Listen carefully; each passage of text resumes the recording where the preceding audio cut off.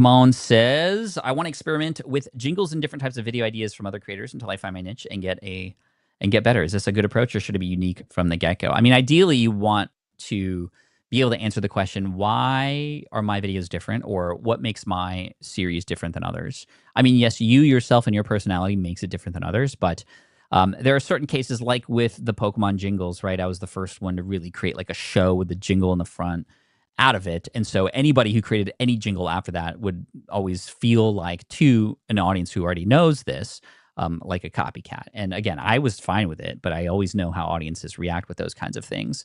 Like, for example, even though I'm Pat Flynn, if I were to buy a sailboat and sail from Oregon to Hawaii, it would feel different, right, than Phoenix and the way he did it in his story, because he was kind of, yes, first, but, he was authentic and did it on his own, whereas I did it because somebody else did it, if that makes sense.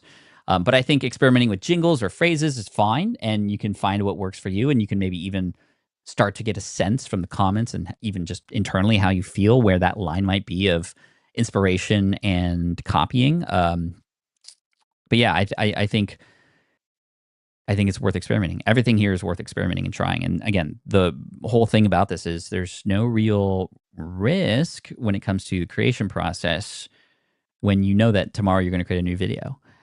That's what I love about this.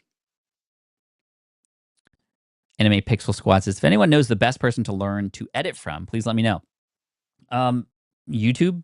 YouTube's not a person, but there's a lot of people on YouTube, especially with tools like CapCut, or, again, I use ScreenFlow on Mac. There is the Instagram Edits app that you talked about earlier, Caleb, that is really, really good. Yeah, I would just focus on keeping it simple, at least to start. Like if you can film it with no cuts, great. If you can film it with just a few cuts, great. And you can get fancier later.